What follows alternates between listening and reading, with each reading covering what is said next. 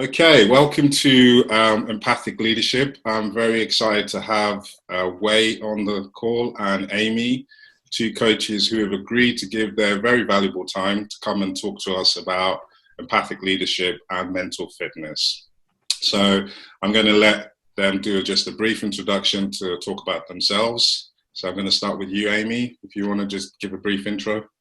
Sure. I'm Amy McKay. I help individuals and organizations reduce stress and burnout through mindfulness-based practices for improved resilience and well-being. So that just means I do corporate training and coaching, essentially. Okay. And then you, Wei? Yeah, I'm Wei Chung, and I'm people would call me a personal trainer, but I don't particularly like that term, so I like to use the word coach. Essentially, I'm a movement coach, but I work with people either face-to-face as a physical trainer, or I work with people from an online coaching perspective as well, initially about movement. But I'm also a national coach for the English and GB karate team, and so martial has been a part of my life since I was very, very small. So to be able to coach the national team is an honour. Is an honour to be able to coach the national team. I coach them from under 18s all the way through up to Okay, so it's a really pleasure to have both of you on to the call today. So we're going to be talking about mental fitness. So first of all, I'm going to just define mental fitness, where it kind of comes under three branches for me. Is the mental skills you apply with just the challenges that you're facing when you have to perform in the different arenas we now find ourselves in, be it homeschooling, parent, work, whatever those arenas are. And then the other one is mindfulness, whatever mindfulness practice you do, be it meditation, yoga, going for a walk, whatever you do to just give yourself that me time. And then the third bit is your emotional well-being. So just understanding, what tops up your emotional well, when are you at that critical level where you need to take a break. So that's the mental fitness bit. And then I'm going to be focusing on I call it the second waves, because when we first started, we all thought this was going to finish in 3 months. And then since the last 3 months, I think, be it in the US or the UK, we have now accepted that we don't know when this is going to finish, and the mindset has changed. So I wanted to start off, the first question is, as you're both coaches in this second wave, how have you been able to pivot and change in what you're doing to be able to meet your clients and help provide that support that they need during this second wave? So Amy, I don't know if you want to start. Well, like we were talking earlier, my whole business kind of took this big, huge hit. So I had to become extra creative and super compassionate and just gentler in general with myself and with what was going on in the world, and just make different choices, just to be kinder, basically, not to be so critical or judgmental. I had to be creative. I had to move everything online. I had to get a different office space. I had to juggle, add in homeschooling and figure out that. So I feel like I'm actually more empathetic, because a lot of times I see clients that have some of the problems I've had and already worked through, but now we're all kind of in this collective, everybody's kind of sitting with some of the same problems now. So now we have to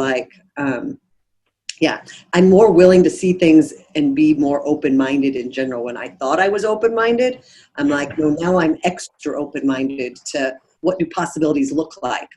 I would never thought I'd homeschool. I never thought I never thought that, I didn't think I would be moving offices. There were just a number of things that I didn't think. And so now I can use that, because you have this resilience then, and now I feel like it allows me to be stronger but gentler. I love that answer. I think I totally agree with what you're saying, and I love the answer where you said we're in this collectively, because there's no precedent before this. You can't go and ask your parents, what did you guys do, because this has never happened before. No, I had a client who hired me back before this went down. Part of her stuff going on was socially and wanting to like get out more and do whatever. And then the whole world shut down. And I'm like, I told her, I said, nobody taught us as coaches what to do in a pandemic. Like they don't have pandemic coaching training. So, and I finally just said, let's go back to the skill set we all like, I know anyway, because that skill set is mindfulness and it teaches emotional intelligence. And that's what we need. So it was like, just get back to the basics, quit trying to make it a whole new training that you have to have in order to get through this. Let's use the skills we know work, you know, the mental fitness stuff that we know work, and do that. And maybe it looks a little bit differently how we apply it, but that skill set is still like, it's more valuable now than it ever was. Yeah, I love that. Yeah, going back to basic, just to deal with what we're facing at the moment. Where I was gonna go to you and how you've been dealing with this and helping to meet clients. Yeah, it's interesting actually, because I am, you know, in another life, I'm used to working online. I'm used to doing a lot of video calls, and in a corporate life, I used to do a lot of work online. So, you know, it was that actually I was going to have to shift a lot of my coaching business online. So I was either teaching groups online or actually getting face-to-face time with my clients online. So I kind of had to accept that. What I hadn't, as you say, how long we would be in that situation. And both myself and my partner started to suffer quite a lot of mental fatigue just from, something as simple as having to move our furniture around the house so that we could teach group classes and stuff like that, right? And walking into our house, and some of it's been turned into a makeshift gym, and the sofa's not in the right place, and all these little things that, you know, are not really, it's not a problem, right, over a short number of weeks, but actually as it started to become the norm, it started to grate on us a little bit. And so the real key turning point for me was actually saying, whether I like this or not, this is happening, right? So it was just acceptance. And it took me back to the things that I teach my clients and to teach my athletes, which is control the things that you can control, or think about the things that you can control. And you can't worry about the stuff that you can't. You can accept it, and in some circumstances roll with the punches, or think ahead and think, well, how can I make myself more comfortable in a way of control, for want of a better word? How can I control my environment to ensure that I'm mentally resilient, right? And that's kind of what I've had to do, which is say to myself, this is how it is. You've got to accept it and change your business around that. And then with your clients, help them understand that it's exactly the same thing. They've got to have that resilience, right? So yeah, that's it's just accepting what is in front of me and dealing with it that way. Yeah, I think the acceptance part has been a big one definitely for me and with everybody around me, where that making that mental shift that this is happening, it's not going to go away. That has helped me definitely change my mindset, and I had to kind of tune into I call it my Nigerian mindset, because when you go back to Nigeria, you realize that a lot of things are not in your control, and you have to get comfortable with leaving the stuff that's out of your control. Yeah. You know, you have plans, you have great expectations, but when you wake up that day, it's really, you know, you have to just keep adapting with what cannot be done. What comes your way. Yeah. And that has really helped in this period. And I think what both of you said is going back to basics. Like, you hear that word, control the controllables, all the time, but actually implementing it in this environment it's not that tough a skill, but very hard to do, because our minds are kind of wired to want to control stuff, and then when you can't control it, you get really upset, and you have your to-do list, you have all these expectations. Why am I not doing this? And that has been a skill that I found that's really worked, is just focus on what can you do, and if what you can't do, you just accept it. Just change your to-do list and try and yeah. One of the phrases I've been using, and I used quite a lot recently actually, and I've had to have resets with my clients that have been getting frustrated with results that they're expecting, in a really short time frame, but actually because the parameters have moved, the phrases that I've used a lot and used more recently is eating my own dog food. Okay. So, I talk about from a physical perspective, if you're going to embark on some goal, that you need to have what I call base conditioning. So you need to have a very basic level of conditioning that allows you then to develop your skills or whatever it is that you need to the specificity of your goal, right? So you need to have that base level of conditioning, which is as simple as you need to learn to run before you can walk, before you can run. That type of base conditioning, right? And so there's a process around that. And one of the things that I said to myself was, I've now got to eat my own dog food. I've got to go back to the basics that I understand, develop myself from a base conditioning point of view, mentally develop myself, and condition myself for this, accept it, and not try and move too quickly because it's so unpredictable. Yeah. So, just being able to go, right, I think I know what I want to get achieved over the next couple of weeks, and probably there'll be a spanner in the works, right? And accept that's the case. Yeah. That Nigerian mindset. Knowing that you're probably going to tick half of those things off. Yeah, I think I've been following you on Instagram, and I think it's been clear that you have been eating your own dog food or practicing what you preach, I'd like to say, because I noticed where I think the gyms were opening up, and you wrote this post of how just telling everybody just to calm down, don't run to the gym and try and start doing what you were doing before. And I loved reading that because I can imagine people just thought, no, they were like kind of so excited to get in there. Right, yeah. Probably killed themselves and then had to spend 2 weeks recovering. So. Yeah, well, and that's interesting actually because, I was expecting this mad rush, and there were some people that have gone back and did exactly as I said not to do. Not clients of mine, but people that have subsequently been in touch with me and said, I'm injured, can you help me? And I said, all right, okay, yeah, of course I can help you. And but actually, a lot of the people that I work with have all been very reticent about going back into the gym. Yeah. They've really wanted to, but it's just this uncertainty. And part of that is because the messaging that we're getting from the media and our government, but it's just this conflicting messaging that they're getting all the time. That for me, it's stopped it feels like it's stopped their free thinking around it and making sensible decisions around it. And that's a bit of a thing that's been going on for me, which is,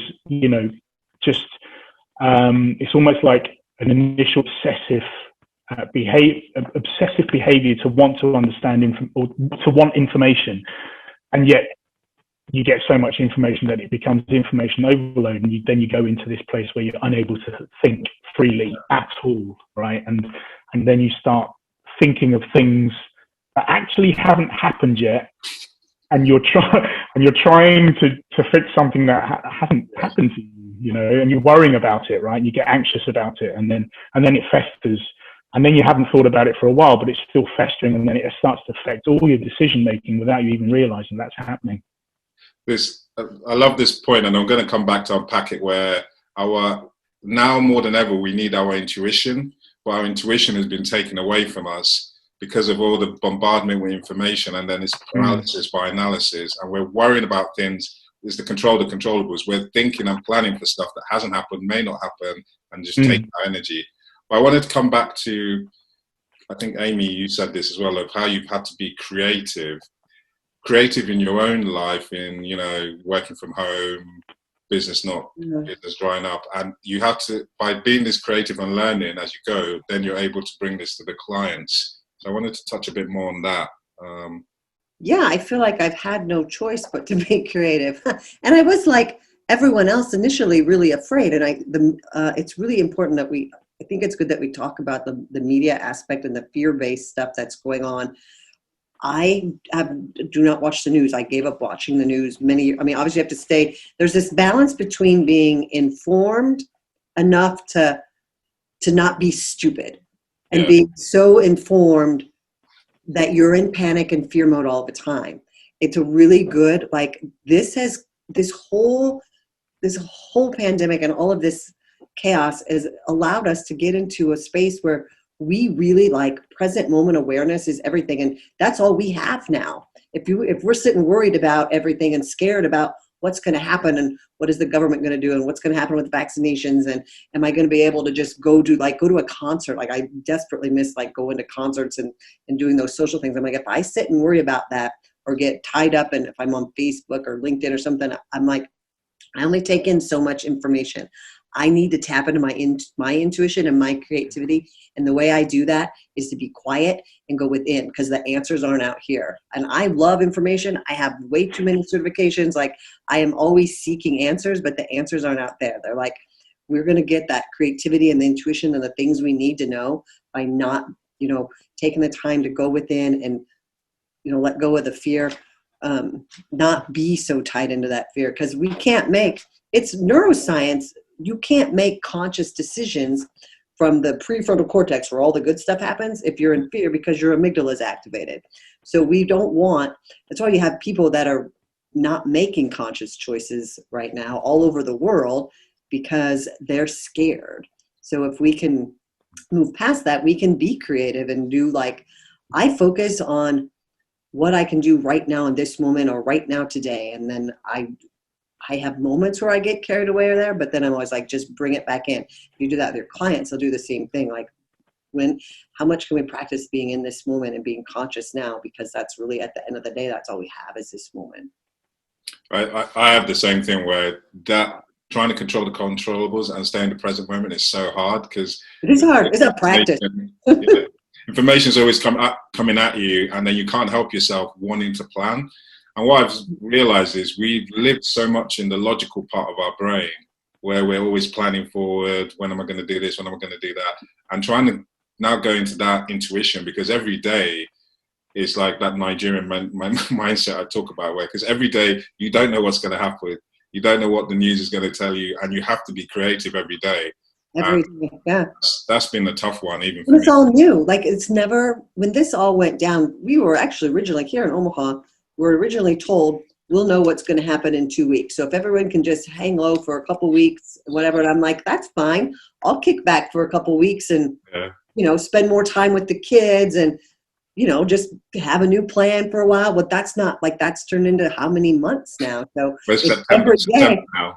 Yeah, I'm like, it's every day going, I don't have control over what happens. I have control over how I respond to it and what I do in each day. That's it. That's the only thing. But that's a constant mental reminder to be like, so it's a really good opportunity to practice surrender and forgiveness, like every day.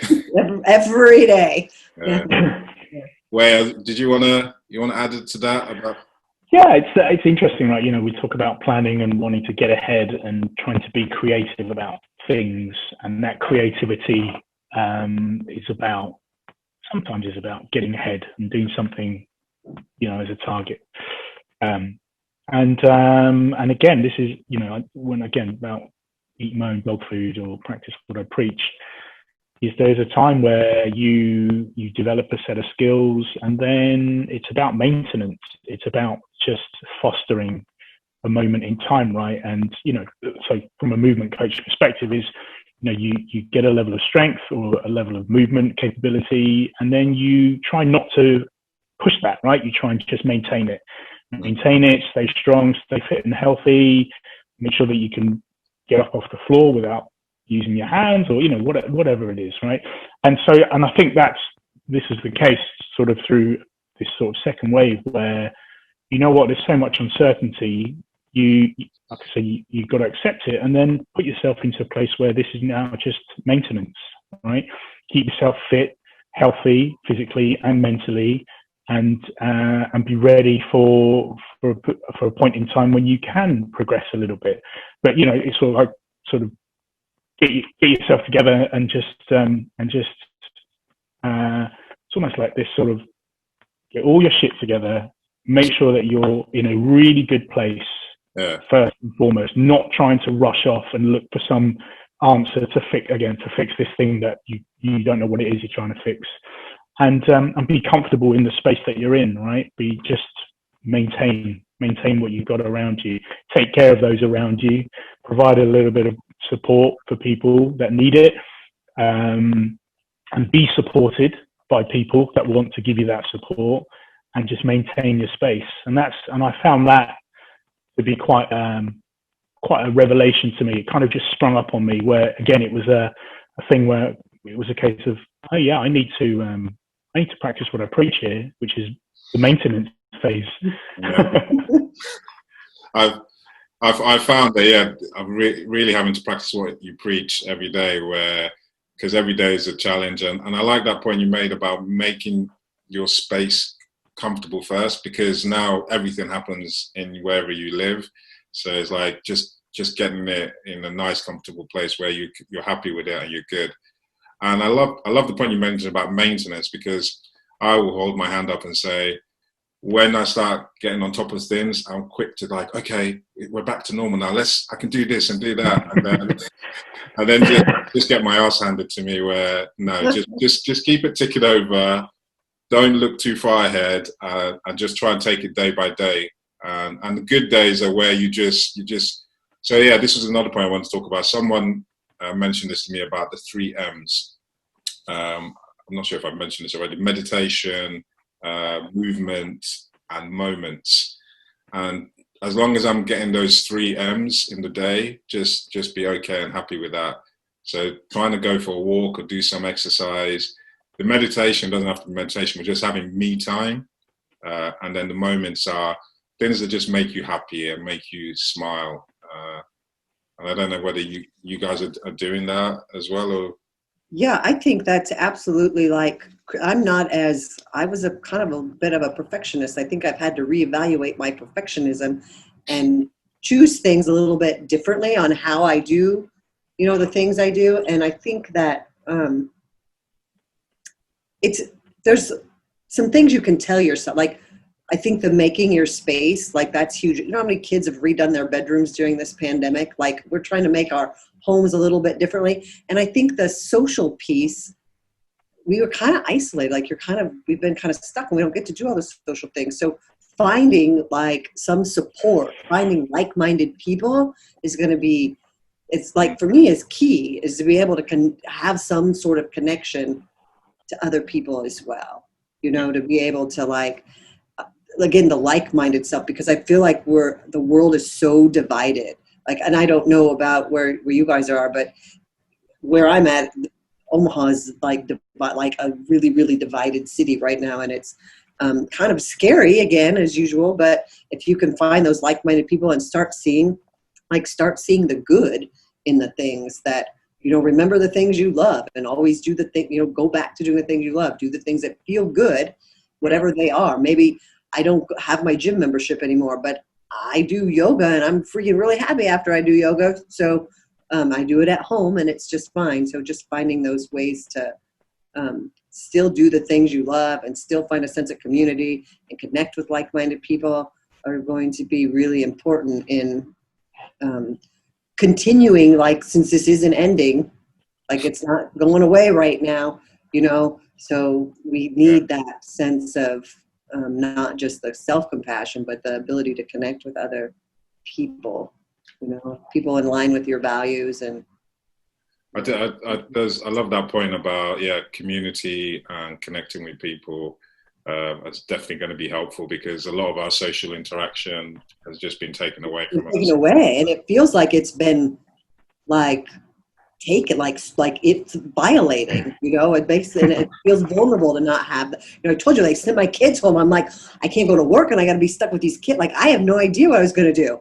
Like, what on earth? And it's all been for the good. Like, I think my youngest is getting a better education and my oldest is, like, some things have gone back to sort of being whatever. She actually ended up doing more. She was sewing and quilting and all kinds of stuff. So, like, we've had to just learn new things. But that isolation part was really hard in the beginning. And I was like, no, we're not going to do it this way. We're going to find some people that are fine with hanging out with us.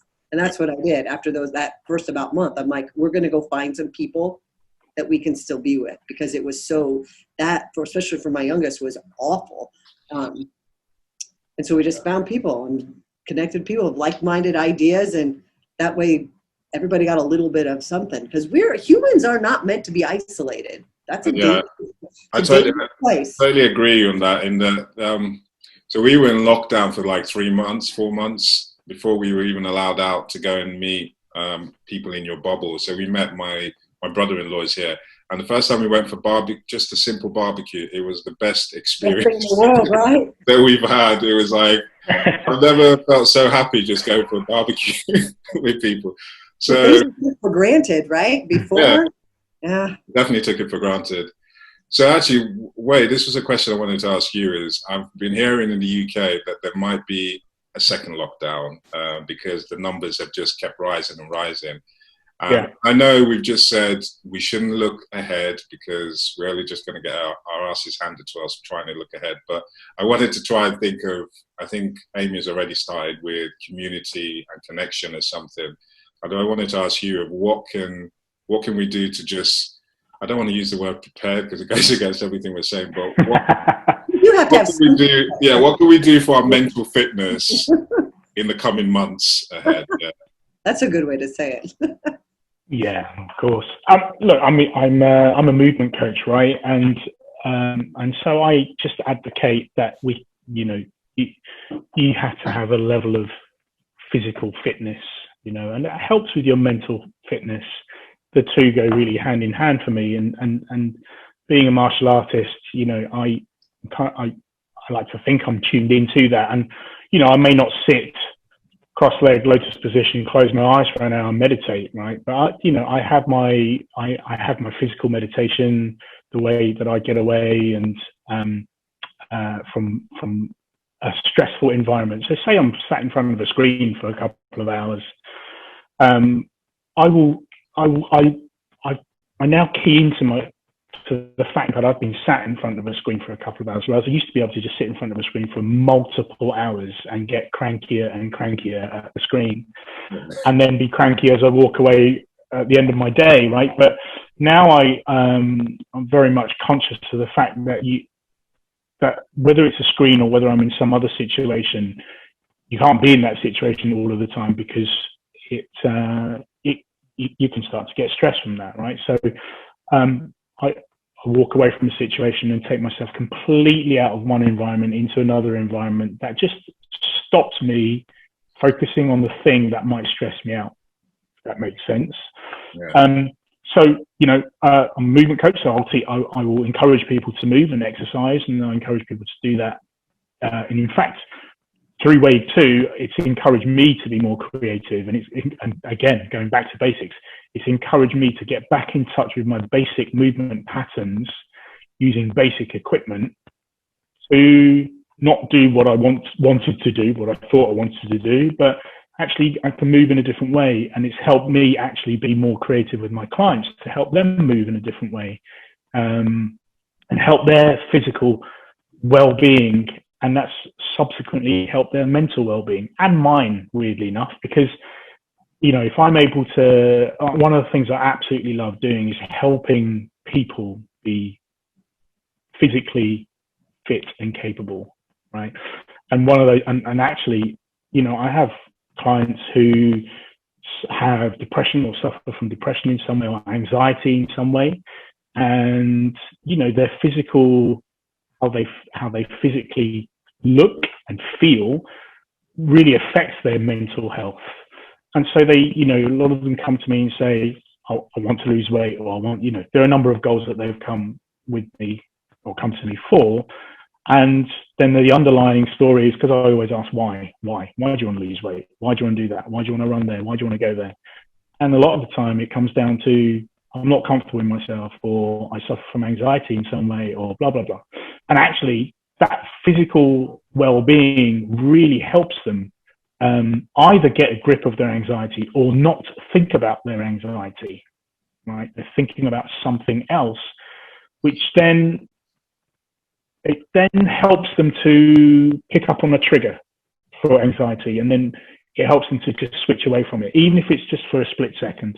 It helps them control it in some way. And so yeah, the thing for me is kind of being able to do that, not for myself but also for my clients. And then on how I give myself that me time is I connect with the earth. I take my shoes and socks off, walk out into my garden and stand in the middle of my lawn. And I do that first thing in the morning because I just feel like I need to connect with the earth. Whether it's raining or sunshine, I'm out there for just get my coffee, bang, outside, feet on the lawn, and I just feel the earth. It feels a bit, might sound a little bit kooky, but hey, you know what? It feels amazing to me, right? Yeah. And I have other people that get that same feeling, right? By connecting with the earth. And I'm a big believer in that. It's just kind of being, and I think more than anything, without being kooky, actually it's about just being aware of your surroundings and about the place that you're in, right? And the space that you're in and enjoying it for what it is. You know, we're very lucky to have what we have. I don't think it sounds kooky at all. And I'm actually going to move on to Amy next, but I wanted to just touch on why I don't think it sounds kooky, because I've got a 10-month-old, and I wasn't able to go to the gym and train like I used to, because when you're not sleeping, the stuff goes out the window. But going for a walk with him every morning and watching his face when he sees new things, or, you know, just picking leaves, and then he'll grab the leaf, and the way he's looking at it, and being able to see it through his own eyes, I've just realized how important connecting to the earth is. Because when I don't do that in the mornings, my days pretty much go not good, because then I'm straight on the computer, got to do this, and all I'm doing is thinking about my to-do list and sit there on the screen all day. So I think having that movement routine, where that movement takes you outside, into your garden, into a walk in the park, sitting by a lake, it's been really, really important for my mental fitness. And Amy, the question I wanted to ask you was, I found energy management has been really important in this period, where monitoring where your emotional energy is. And I think where you just touched on that word before, I know when we used to be in the corporate world, you can sit at a computer all day, and that's okay. That was like normal. And then you work out why at the end of the day you're so cranky and pissed off and can't walk properly. Yeah. I wanted to ask Amy, because I know you're really into the energy management. What are the things that people can do to help monitor their energy and also try and raise their energy with this limited connection that we have with others? I think you have to tune in to your own body, which, like, I think grounding to the earth is like that's a really good way to start getting in tune, just to be in nature and sit with yourself. So I don't think walking on the grass is crazy at all. I think that it's like more people need to be out in nature. Like, I find my peace there. So I also think that, so in order to make a conscious decision, in order you want to know how you're feeling, right? So you got to get quiet and ask your body what it needs and be able to give it what it needs. Like, am I tired? Am I giving too much? Am I overwhelmed? Am I stressed? Am I anxious? Whatever it is, do you know what are you feeling, and how's your body regulating that, and what is it doing? Because it's from that standpoint that you can make a decision on what you need to do for yourself. Because if you don't pause to know and just pay attention and tune in, then you can't make those decisions. So that's what I always say is tune into your body and ask it, what am I feeling?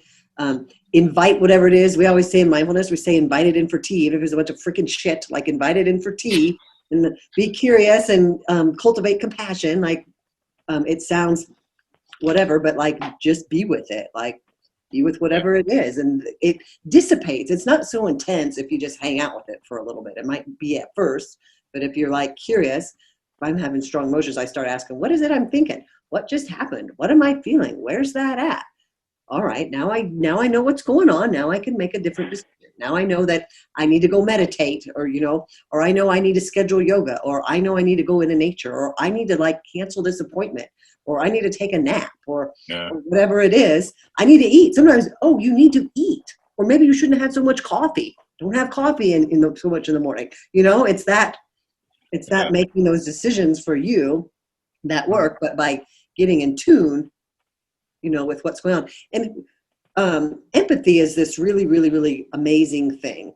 It's what allows us to be compassionate, and compassion is what motivates us to, move into doing something.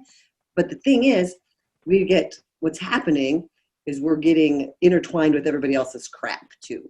So it's really important to tune into your own stuff, so that even though emotional intelligence means you know how to empathize and feel somebody else's stuff and know what's going on there, you also know what's going on with you. So you don't want to take on everybody's stuff. It's so important to be like, yep, I get it, I feel it, but that's not mine, and I'm going to go do something else. So I think that's super, super important to not get so, because people are so hurt and stressed right now, and everybody's like getting intermingled and not making conscious decisions because of that. So we can separate a little bit, a lot, but we're like designed to be empathetic. There's these mirror neurons and stuff, like we're supposed to be. It's a beautiful skill and a beautiful gift we have. It's just that when we can't separate it and we take on other people's shit that we have.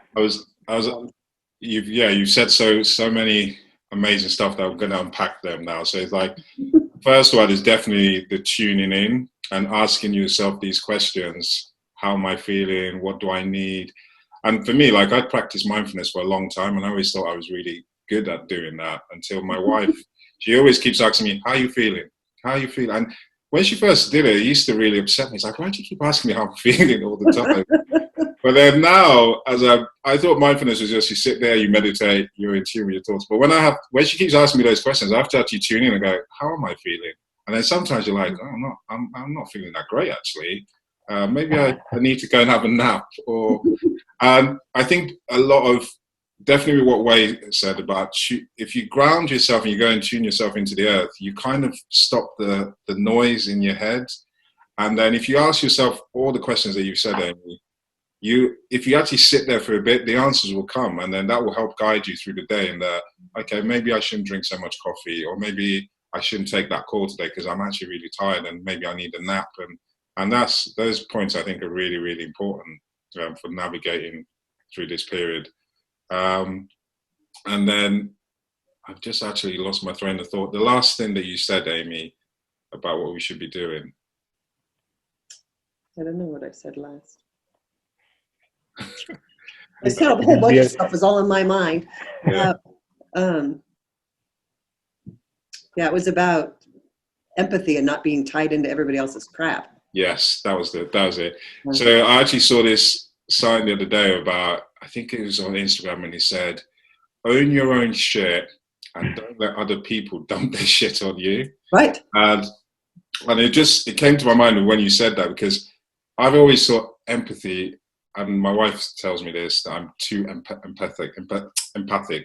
And sometimes empathy means understanding what the other person is going through, but it doesn't mean taking their crap. Right. So it's like, know what is your crap, and don't work it out on other people, and definitely don't let other people give you their own crap. And I think now more than ever, because of what's going on, and everybody's in this collective, we're trying to work it all out. Even if you're a coach, the coaching doesn't mean take other people's crap. The coaching is like, you're there to support and empathize and understand, but they have to still do the work. Right. So I love that point with you. Yeah, absolutely agree with that. And, I think for me, one of the things I really talk about is commitment. So commitment particularly from clients or athletes that I work with, is the commitment to what you want to achieve, right? And if if there's a particular goal that you want to hit, it's all very well and good having an intention, but if you're not committed to that intention, then it's not going to come together, right? It will never come together. And I always talk about the fact that you, as a coach, I'm 100% behind everyone that I work with, only if they are committed and if they have the intention and building on good habits with that commitment. If they don't have that commitment, it doesn't matter how many things I ask them to do, or how I ask them to do it, or how well I coach them, or I look at, I take into consideration their injuries or the fact that they're going to have to go out a couple of times this week, or they can't do this and can't do that, or their work's really busy, and I shift their stuff around for them and make it work for them. If they're not committed to that, it doesn't matter how much of that I do for them. They'll fail, right? They'll just fail. Even in that short term, they'll fail. And sometimes it's cool to fail. Not cool to fail, but it's okay to not do exactly what you want to do, right? We talked about not being able to hit that checklist of things that you want to do. It's okay, as long as you understand what you need to do to get back onto that. But you're doing it for yourself, right? No one's doing it for me. The guys that I work with are not doing. I tell them, you're not doing it for me. I'm not running with you, right? I'm not lifting that weight with you. I'm not doing that jump with you. You're doing it. You're doing it for your goal, but you need to be committed to it. And then I will back you all the way. I'll make you jump higher, but you have to do it. Yeah. Right. And that's really key for me. It's one of those key messages, which is, I'll work with you. I'll work with you if you have a good story, but if you're not committed, off you go. Right. I can only make you do so much, because it isn't about me making you. You have to have the intention. You have to have the commitment for yourself. And that's really, really important. And it's that self-awareness, so that when things go wrong, you can't turn around, or people can't turn around and go, well, Wade or Sonny, you didn't tell me that would happen. Like, no, you got to have some awareness of that. You have to be in control of that, in terms of you've got to take responsibility for your actions and your commitment to that. And of course, there'll be things outside of that you can't control. But that's also okay, right? Because that's just how life is. Shit happens, and those things happen. But your commitment to that is really important. I think for coaching, that was something that really bugged me on early in my career, where I'd take on, if someone wanted to work with me, I'd be so excited and take them on. And now in this environment, I've learned that to ask questions, is this person ready to change? Right. Is if someone, everybody wants to change, but actually to do the work that it takes, it's a lot of hard work. And now I'm really, really careful before I take somebody on, because when they don't succeed, it also impacts you, because it's a lot of your energy that's gone, and there's no reward. So it's really making sure how much fire have they got in their belly? And I have to have ways now of asking the question to realize, is there real fire there that's going to last the cold days where you have to put in the work and keep showing up? And I think, this now more than ever, where both of you know this as coaches, where you're having to juggle your own stuff just to get your energy up before you go start working with somebody else. So right. It's very important.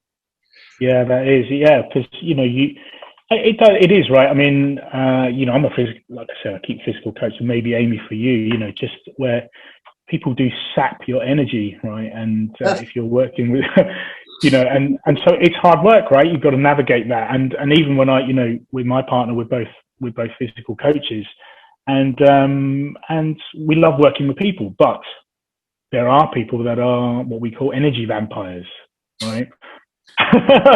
And mentors, I think they're not bad people, right? There's nothing bad about them. It's just that their energy is so wild and uncontrolled, and they kind of haven't got. It's like, oh, I want to do this, and I want to do this, and then I want you to help me do this, and then I'm going to do all these things, and you're like, whoa, you've just come to me with like 20 different goals, like 10 of them are actually unattainable, and the for anybody, and then the other 10, they're so conflicting. It's madness. You're going to get one of those done, but actually you're probably going to get none of those done because your energy's so wild, right? And you're going to suck the life out of me for the short amount of time that we're going to work, and we're both going to be completely depleted. And sometimes you can pick up on that, and yet people aren't inherently bad, right? They want to do these things. It's just, I guess, as a coach, for me, it's being able to help them. One of the questions I ask is how coachable is this person? right? Willingness. So There's that word willing. Are you willing? I say that a lot. Are you willing? And then it's, what yeah, well, actually I find that you get people who are incredibly coachable, right? They take on information and they know how to apply it to them that works for them, and they take on that nuance of advice that you've given them, and they're able to adapt it straight away to how they work. And they're just incredibly coachable people, right? It's like a finely tuned athlete. You just say, make that little tweak, and you're going to jump couple of millimeters higher or hit a little bit harder, and they are able to do that because they're really in tune with themselves. And then you've got people on the other end of the spectrum who think they're incredibly coachable, but actually what they really want to hear is just something from someone else so that they can make a decision about not doing exactly what you told them to do and do it the way they think they're going to do it. Right? And you're like, well, I told you not to do that. And you go, yeah, but I felt okay. And then they'll come back and go, I really hurt myself. You go, I did tell you that was going to happen, didn't I? I think the point, Amy, you were about to make about they have to be willing, but also what Wade's just hit on is how do they take feedback? Because if someone can't take feedback, it doesn't really matter what you do. Yeah, and I think that's the same for me, right? I think for us as coaches, we need to be able to take feedback as well, right? You have to be coachable, right? Yeah, it's true, right? It's coaching is a two-way thing. It is definitely not a one-way street. And I always talk about the fact that I can tell you what to do, and I expect you to question that. Actually, question it, question why you're going to do it, but then feedback to me as to how it went when you did it, so that there's a continual feedback loop between the two of us, right? And that's, for me, that's what coaching is. So we need to be able to take that feedback too, and we need to be able to, we actually need to be able to understand why some people's energies are the way they are, and have an adaptable coaching mind to that. Yeah, I tell you, I always think that I'm learning with the people I work with, because everyone's an expert in themselves, and it doesn't matter what you've learned in the books or whatever. That's the first time you're meeting that person, so every time you're going to be learning from them. And like what you just said, where being able to adapt to why they do things a certain way and see what solutions can be made. Yeah, absolutely. So thank you. We're just coming into the end of the time, and this has been a pleasure talking to both of you. It's just given me a lot of insights, and I hope people will really get some insights from this, especially from the coaching and how you guys are adapting in this situation. So I'm just going to ask you to if you can share one thing with the world to help them with their mental fitness, what would that be? So Amy, I'll start with you. I would love for people to look into doing mindful breathing or loving kindness meditations, because those two things train your brain, and actually mindful breathing adjusts your nervous system. You have the capacity to rewire your nervous system on your own through the simple act of paying attention to your breathing.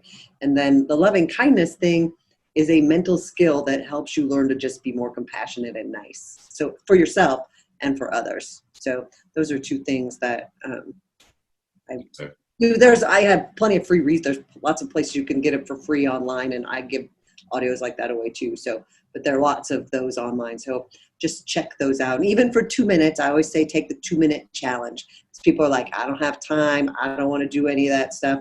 Just, if you have time, you're always breathing, so you can always stop and pay attention to your breath. Right?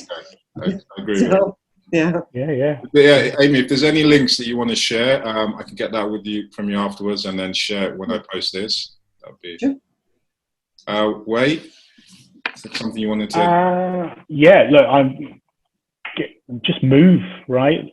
Be active. Be active. You don't have to go into the gym and be super active, but be active. Don't be sedentary. Get out. And the thing that we talked about was connect with the earth a little bit. It's okay, right? When it's raining, it's okay. Just stand out in the rain. Who cares? It's fine, right? Just accept that, and it's okay. Get shoes and socks off. Connect with the earth. Get the sun in. Get the rain in. Yeah. Just stop yourself in the morning and just have a little look around this beautiful place that you live in, and just connect with the earth a little. I was just smiling when I thought that, because I need to tell that to my wife. It's okay to go out in the rain, because to her, once it rains, it's like game over.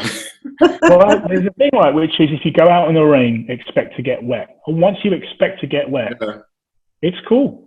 There's nothing I love more actually than going for a run in the rain. And I went to play. So there's a basketball court near me, and I went out and it started raining, and I was pissed off like, oh god, it's raining. But then once I got over that, it was actually quite nice trying to play basketball with the rain falling. So yeah, I like that bit about just accept. Yeah, it rains. There's there's all kinds of weather. Just go out in it and enjoy nature. Yeah, absolutely. All right. Thank you so much, guys, for giving your time.